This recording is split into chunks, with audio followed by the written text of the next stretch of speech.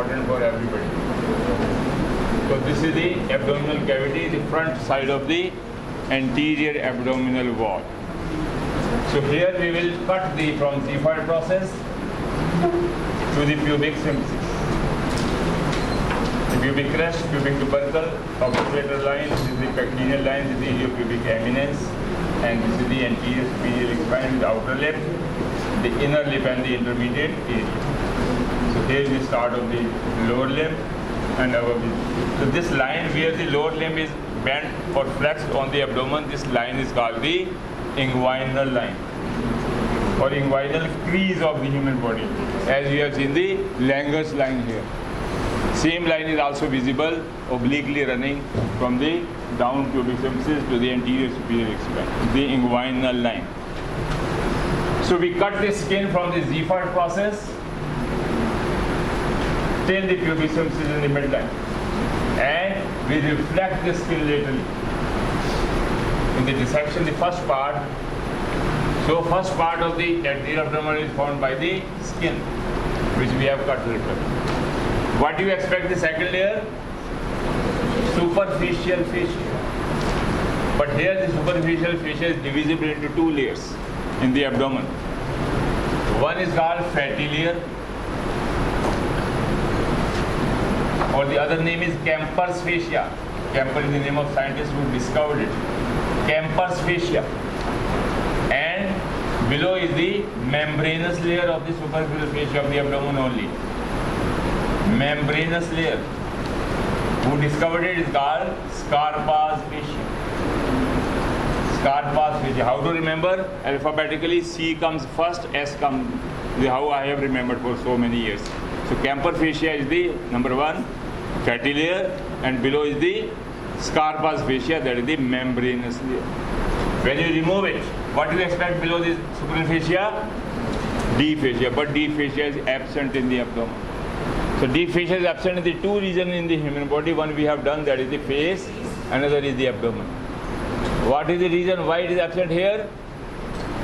Because abdominal organs, they are expansile. They expand. In the female during pregnancy, in the 9 months, uterus comes here. If there would have been deep fascia, how it is possible? Same in the stomach. So whenever we take the food, stomach enlarges inside.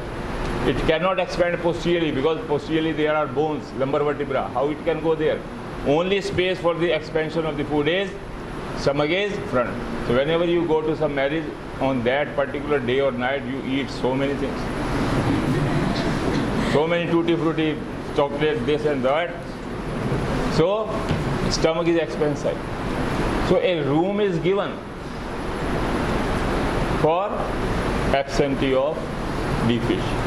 So that is the reason. If there would have been deep fascia, you can't attend the marriage party more than 2 chapatis or 1 pizza, half pizza only. So this is the Scarpa's fascia. So if there is no deep fascia, what do you expect now? Next is the muscles come. Yes, muscles of the anterior abdominal wall will be visible when you remove the skin and the skin. Now, when you remove the skin, everywhere there is a yellow color fat. Everywhere this is yellow color fat. If you are seeing the yellow color fat, means what you are seeing? Superficial fascia, because it is one of the composition. Yellow color fat plus loose areolar tissue. And what is the third thing? What is the composition of the superficial? Cutaneous, not only nerves, cutaneous, cutaneous, arteries and cutaneous, veins and lymphatics and lymph nodes. So there's. So these nerve, veins and arteries, they are coming from costal groove of the ribs. They are intercostal artery, intercostal vein relation. Vein, artery and nerve. Same arrangement is continued into the abdomen also. And we have done the thorax. And what is there? Xiphoid process. This is the body of the sternum. And which costal cartilage ends here? 7. Then 6. This is space. So this is how the ribs are present. So we never make the ribs horizontal. Ribs are always oblique, we make obliquely. They are actually obliquely placed. So from the intercostal spaces they are marching. When they innervate the intercostal muscles, still the nerve is left, it is longer. So it is still the nerve is continued into the abdomen and supplying the skin of the abdomen as well. So always remember the numbers. At Ziegfeld process, which nerve will enter? T7, then T8. Above the umbilicus, always remember T9. Below the umbilicus, T10, then T11. And during the inguinal region or line, last here. And sometime along the inguinal region, this is L1. That is number. They are the spinal nerves. So this is how you remember 7 to 12. The subcostal, that is the 12 is the called subcostal nerve. So they innervate the skin of the abdominal, anterior-abdominal wall. So after seeing them, fatty layer, this is the Camper's fascia. In the abdomen, the fatty layer is called Camper's fascia. Same fatty layer is also continued in the thorax. But here it is called fatty layer, not Camper's fascia. Camper's fascia is only in the abdomen. Same fat is also continued in the front of thigh, in the lower limb also. But it is called fat only. Superficial fascia composition. No name is given. So this is how to remember. Now after seeing it, now we will remove it. What do you expect? What you find now? We are eager to see the Scarpa's fascia, the third layer of the human abdomen. Scarpa's fascia, or called the membranous layer. So it is membrane-like, and it is subserving the absence of D fascia. Because D fascia is absent. But another thing to be noted, that it is only present in the lower abdomen. The Scarpa's fascia of the superficial fascia of the abdomen, it starts midway between the umbilicus and pubic symphysis, somewhere here. Below this, above this, there is no Scarpa fascia. The abdomen is soft, but in the lower abdomen it is still, because of the membranous layer, it is a bit hard. So this is the Scarpa's fascia. Starting point, underline. Midway between umbilicus and pubic symphysis, upper border. Midway. Number 2, in the thigh, in the lower limb, in the front of thigh, it crosses the inguinal line. Inguinal line is the border of the abdomen, and here the abdomen ends, and what starts? Lower limb. But it is very daring. Scarpa's fascia, it crosses the LOC or inguinal line and goes into the front of the thigh. And then it gets attached to the D fascia of the thigh.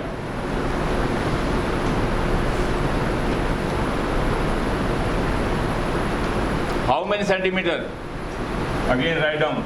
8 centimeters below and parallel to the inguinal line. 8 centimeters below. And the line along which it is fused with the D fascia of the thigh is called the Holden's line. This line is called Holden's line.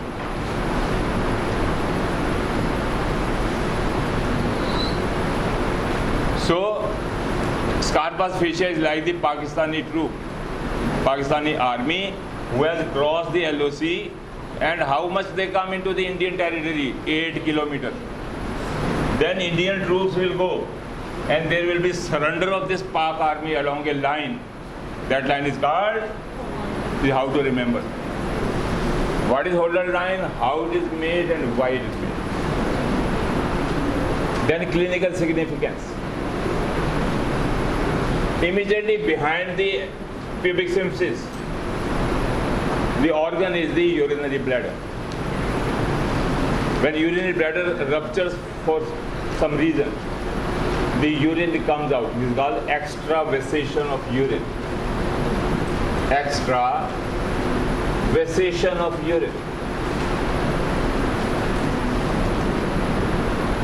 And the urine spread. But the urine comes into the front of the thigh, but it cannot spread beyond the Holden's line. So Holden's line will hold the urine for the spread into the whole of the thigh.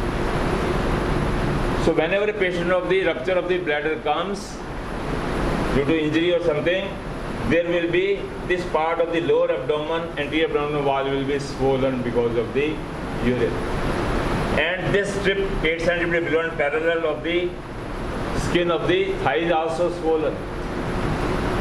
But it cannot go beyond it. So that is the clinical significance of what is called Holden's line. Now this membranous layer, it goes in between the two thighs. The area between the two thighs above is called this area is called perineum. So this membranous fascia will go into the perineum, which is a triangular area between the two. That is the pubic. If you see the pelvis, then you will see the two rami, inferior ramus of the pubic bone forms the angle. This is called the subpubic angle. So this triangular area formed by the inferior rami of the two pubic bones is called the perineum. So this carpus fascia will go in front of the pubic bone, and it cannot go beyond this line, the lower end of the inferior ramus. Now when it goes into the perineum, it becomes triangular as the shape of the perineum. More specifically, urogenital triangle it is called. We will go later on. Only you remember perineum. So when it goes into the perineum, its name changes. Now it is no longer a carpus fascia. Now it is the property of the perineum. So we will give a new name. A new name in the perineum is called the Cooley's fascia. In the perineum, same carpus fascia is called Cooley's fascia. Is it clear? So this is how whenever a question of this carpus fascia comes, then you have to write down each and every word I have uttered with the diagram. Now question arises, why it is absent in the upper part? It's a common sense. Why the God has only given the carpus fascia in the lower abdomen? The answer lies in the protection. Its function.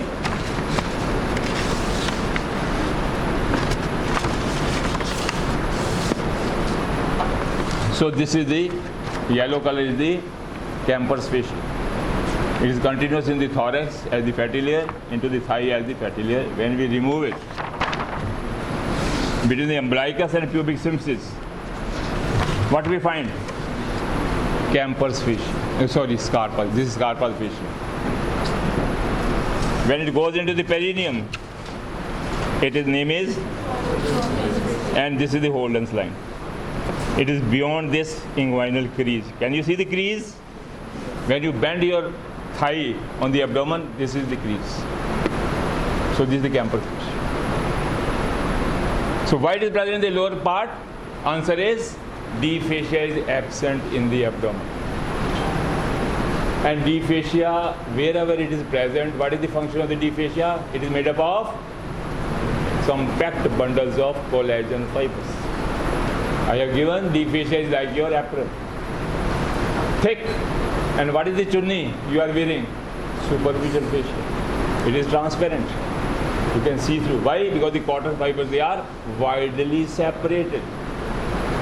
Here, collagen fibers are also there in the superficial fascia, but they are widely separated. But in the D fascia, they are compactly arranged to form the thick sheet, which is protective. Always, wherever the D fascia is present, what is the function? First function is it protects the deeper structures. And what lie deep to the D fascia? Muscles, big arteries, veins, nerves. They are protective in function. So anterior abdominal wall is a weak because of the absence of D fascia. It's a negative point. Positive point is it is expansile, no problem. But at the same time, any front side injury, external injury can damage any organ. So only lower part is given the D fascia or the membranous layer, which is more or less equivalent to the D fascia. Why? Because below lies the pelvic organs. Vital organs. Just behind the pubic symphysis, I told you, lies the urinary bladder, which is always filled with the urine. Any slight damage or injury in the lower abdomen, below the umbilicus, will rupture it. And in the female, just behind the urinary bladder, in the midline, lies the uterus. And behind the uterus and in front of the sacrum. Third, the last part of the GIT, the anal canal lies. All are in one line. So any injury in the lower abdomen may damage the three organs. I have told you what is the extravasation of the urine. Then in the female, first trimester or first 3 months of the pregnancy, they are very, very crucial. Here the stages of the general embryology is going on. Zygote, morula, blastula, placenta formation, primary, secondary, tertiary, chorionic villi are going on. So every vital and very fine things are going on. And uterus size, the fundus of the uterus exactly come at this level, below this level. So any lower abdominal injury will protect the first trimester uterus. That's why the God has only given the scarpus fascia and the lower abdomen to protect the urinary bladder, to protect the uterus. So that is the answer. Anybody asks you why it is not present in the upper part. Is it clear? So after seeing it, now we see the muscles. So muscle, they are, name of the muscle is the external oblique. Then internal oblique. Then transversus abdominis.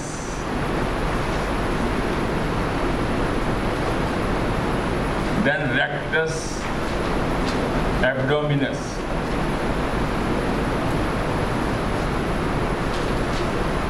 Then pyramidalis.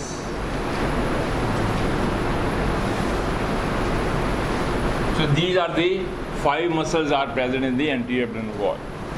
Pyramidalis and rectus, they are vertical muscles, while first 3 muscles, they are horizontally disposed. So they are protecting the weak anterior abdominal wall. So we will take one by one. So whenever the muscle comes, whether it is a small muscle like the lateral pterygoid or a large muscle like the external oblique, the attempt is the same, the 5 fingers, 5 headings. First is the external oblique, that is the what is called origin. So origin of the external oblique is the outer surface of the lower 8 ribs. Outer surface of lower 8 ribs.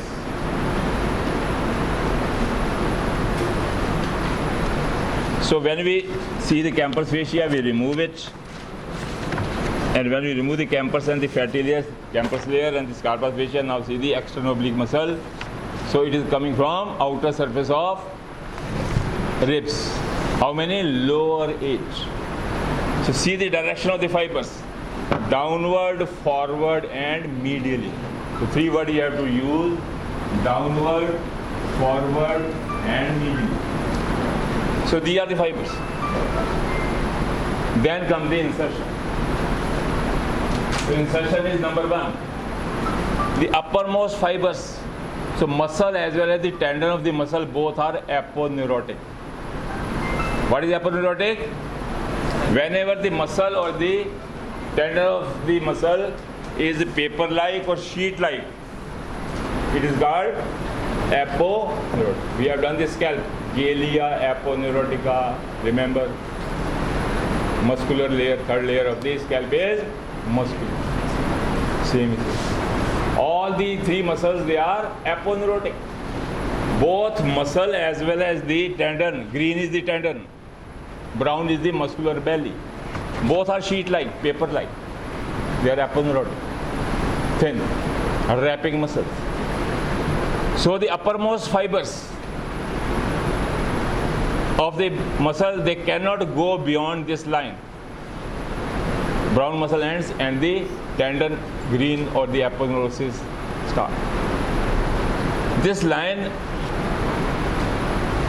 beyond which no muscle can go, no muscle fibers is going medially, is called the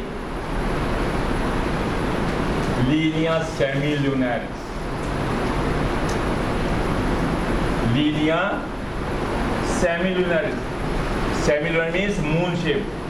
We have seen the moon is like this. Moon is also big also. This moon is also. This white line you might have seen. Yesterday I have seen only white line was there. Dooj or Teej ka tha. So in the anatomy people, they have given the name of this Lakshman Rekha beyond which no muscle fiber can cross. It's called linea semilunaris. Linea semilunaris. Then what starts beyond this? The aponeurosis, that is the green color, with their aponeurotic fibers. Same is happening on the right side and left side. So uppermost fibers, they get insertion into the xiphoid process. Uppermost, which might have taken origin from upper 8 means what is the first rib come? 5th, 12 to 5th is 8. Result of the mathematics is okay. So first fibers are 5th rib. So they get inserted into the xiphoid process. Subsequently, other fibers, they cross the midline and they decussate. Like the pharyngeal raphe we have seen in the superior, middle, and inferior constrictor muscle. Or mylohyoid we have seen how they cross. Same is crossing is happening here. So crossing of the right and left fibers takes place below the xiphoid process. Right and left they cross in the midline. And this crossing forms a line also. All subsequently fibers, they cross the tendon of, aponeurotic tendon of external oblique. So they cross in the midline.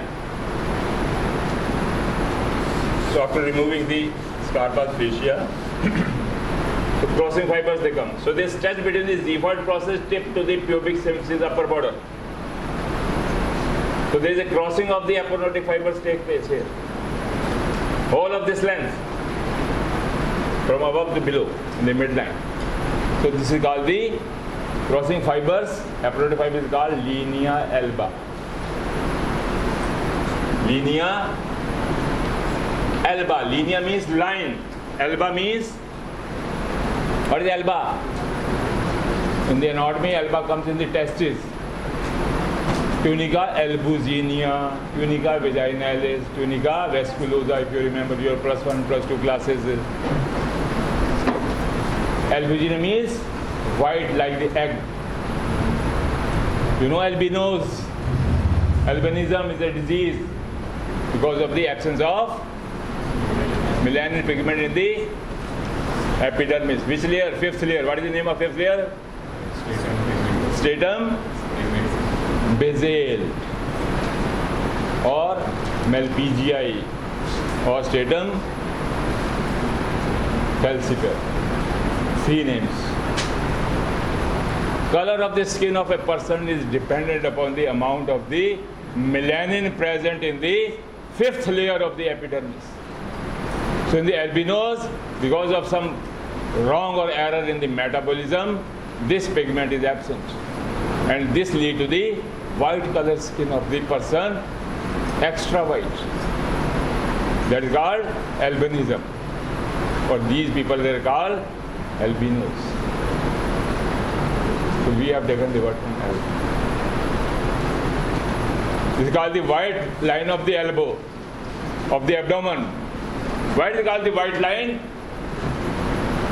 Write down and underline it. It is avascular.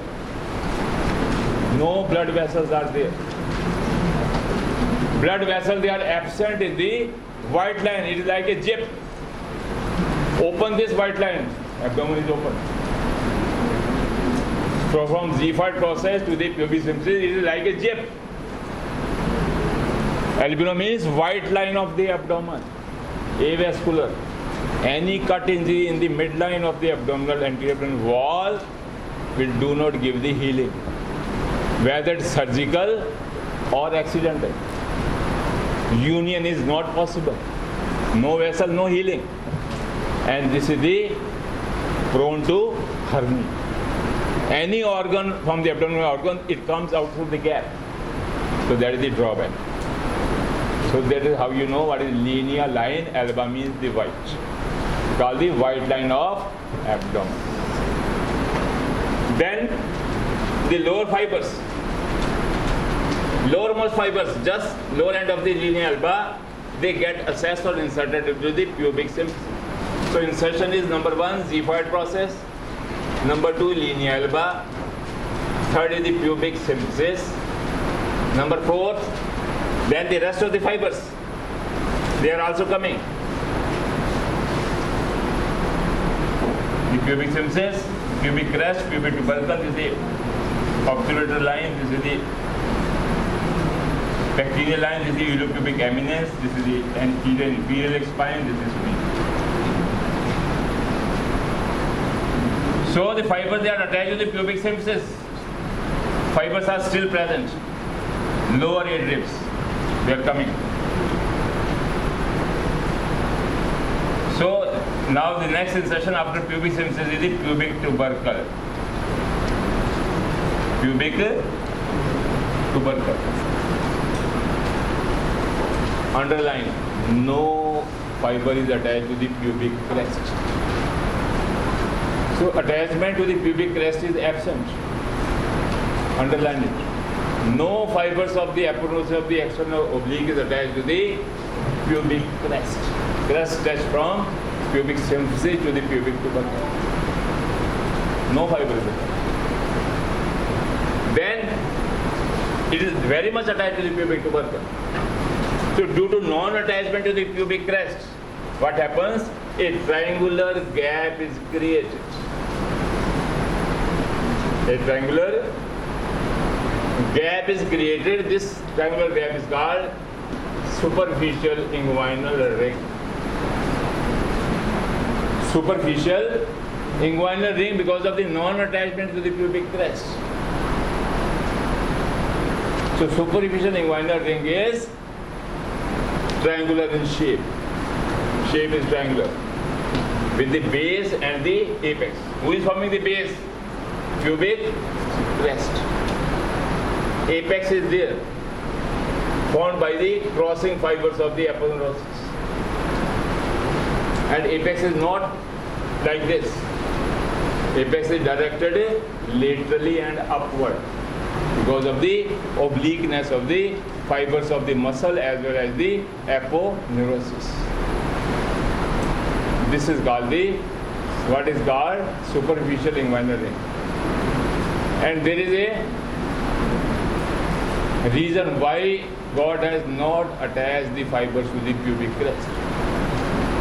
Or what is the function of the superficial inguinal ring? This gap is created for some function. Because through this gap, something has to come out of the abdomen and something structure will go inside the abdomen. It is not totally sealed. Anything can go in and out of the abdomen. For example, in the females, round ligament of the uterus comes out of this and then get attached to labia majora. So your labia majora is connected to the uterus via the round ligament, which comes out from the abdomen through this ring. In the male, vas deferens has to go inside via the spermatic cord through the superficial inguinal ring. It goes inside. So inside and outside journey is going on. That's why we have to make a gap. This is how. Then the superficial inguinal ring has got two margins, medial and lateral margins.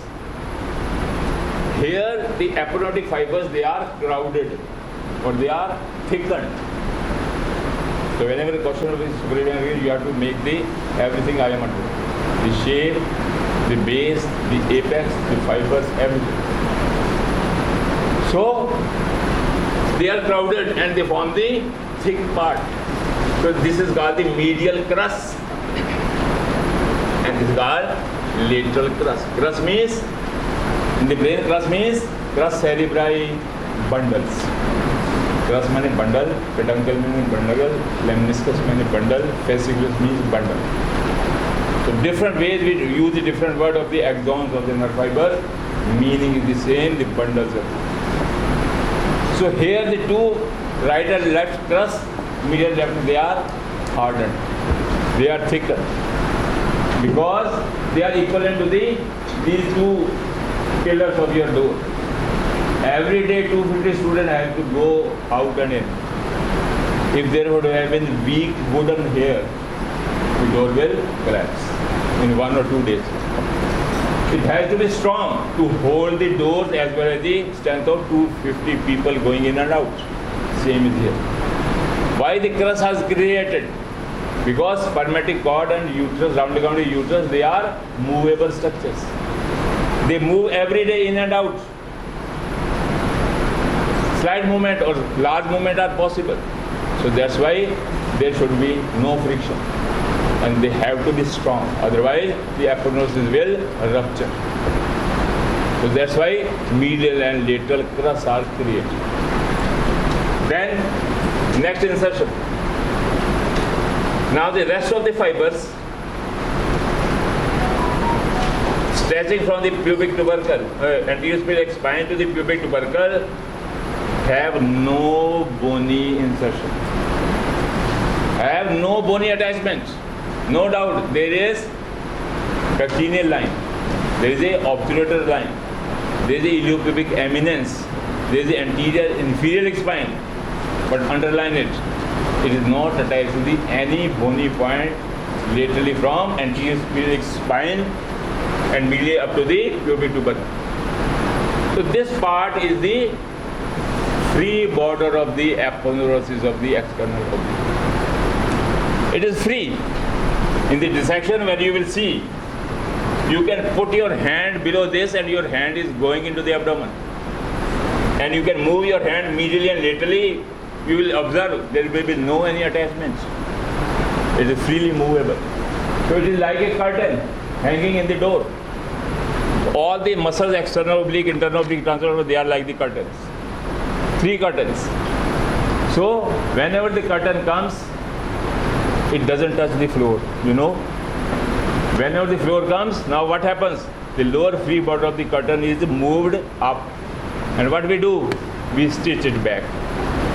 Same is here. This lower free border of the external oblique aponeurosis is folded on itself and it will go back into the abdomen. The Scarpa's fascia was daring fascia, which has crossed the LOC 8 kilometers and goes into the Indian territory. But aponeurosis of the external oblique is very poor. He says that I won't cross my limit. I will go back into the abdomen. I won't go into the other country. So that is the difference. So this lower free border of the aponeurosis of the external oblique is folded on itself. So see, this is the superficial inguinal ring. Nothing is attached to the crest. And this is the free border from the anterior spherical spine. So it is folded on itself. See, it is the inside. Only this much, as the small part of the curtain, which you have stitched is not big, not coming here. It is only up to here. The curtain is also here, like this curtain. That's why it is called the curtain. So it is folded on itself. When it is folded in itself, it is called a reflected part of the inguinal ligament. This is reflected part, stretching from anterior iliac spine laterally and pubic tubercle medially. So in the coronal sagittal section, how we show this is the external oblique, downward, forward and medially fibers. In the lower part, aponeurosis, the muscle fibers, ground is there, and now it is folded on it. This is the reflected part. Is it clear? This is sagittal section. It is folded on itself like the curtain. In the curtain we have stitched it, but in the human body it is not stitched.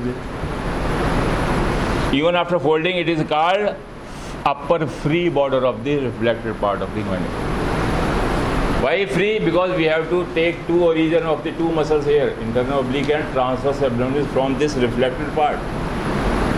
That's why this part is not fused with the external oblique epinosis. It remains free because here the next fiber will be internal oblique will take origin and other is transverse abdominis.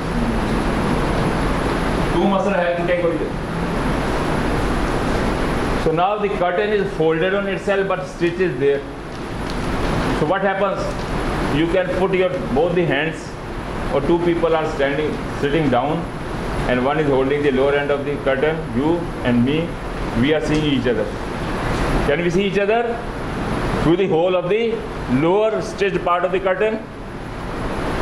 Or we can put something inside, we can hide something, mobile or something, or pen or some, for mischievous or some other purpose. So that round two ends of the lower end of the curtain is called the inguinal canal. What is canal? Canal is a pipe. Canal is a pipe. So lower end of the curtain is like a pipe. One end is at the other end is the other end. And we can hide something. Same. So both the ends of this canal is open, here and here, laterally as well as the medially. So this is called the inguinal canal, but we only take the medial 4 centimeter as the canal, inguinal canal. Only medial 4 centimeter. It may be 10 centimeter long. Now when it is folded on itself, it is called reflected part. If we see from below, if we see the folding of the epinosis from the thigh region, what we see, the convexity here. This convex part of the epinosis, which is free border, is called the inguinal ligament. This is inguinal ligament. So from this point to this point, this is called the inguinal ligament. So what is the attachment of the inguinal ligament? Laterally to the anterior superior iliac spine and medial to the pubic tubercle. So this lower part of the curtain, from pubic tubercle to pubic anterior iliac spine, is called the inguinal ligament. And above it, this is the inguinal canal, only medial portion, because the total length of the inguinal ligament is called 10 centimeters. Only medial 4 centimeters is called the inguinal canal. And other name of the inguinal ligament is Popper's ligament. Popper's ligament. So in this inguinal canal, we can put something as we have spermatic cord in the male and round ligament of uterus is there. As you are hiding the money, the purse, the mobile into the lower part of the abdomen, same is here. So these are the contents of the inguinal. So is it clear? Here also, this is a three-dimensional picture. Curtain, the external oblique, how the superficial inguinal ring is created, what is the reflected part, and why it is so. Now the last part. Now few fibers from the pubic tubercle of the inguinal ligament, they are continued on the pectineal line, laterally. So few fibers of the inguinal ligament aponeurosis from pubic tubercle have got lateral extension along the pectineal line. These fibers, they are called pectineal ligament. So pectineal ligament is inherently also a insertion to the superior ramus of the pubic bone. Pubic tubercle is also on the superior ramus. So these fibers of the inguinal ligament, they come and slightly go laterally on the pectineal line, is called pectineal ligament. And these external, internal, this inguinal ligament fibers, where they cross or where they bend or where they turn to become the pectineal ligament. So this small part is also called lacunar ligament. From here to here, again a moon shape. So this is the pectineal ligament, this is the inguinal ligament, 10 cm long, and where it goes laterally, extension, where it bends is called the lacunar ligament. Like this, and from the pubic suburban. So this is the lacunar ligament. This is the pectineal ligament. This is the inguinal ligament. The lacunar ligament and the pectineal ligament, they are the parts of the inguinal ligament. And how we define, they are the lateral extension. They are going laterally from tubercle. So direction of the fibers, they are changing. So that is how you know this much about. If a note comes, write a short note, the external oblique. It's very important. Then you have to explain everything. Origin, insertion, and what is nerve supply? Same. T5, T7, T8, T9, T10, T11. All the intercostal nerves coming, which supply the skin, they also supply the underlying muscles also. So that is the nerve supply of the. The rest we will do the next time.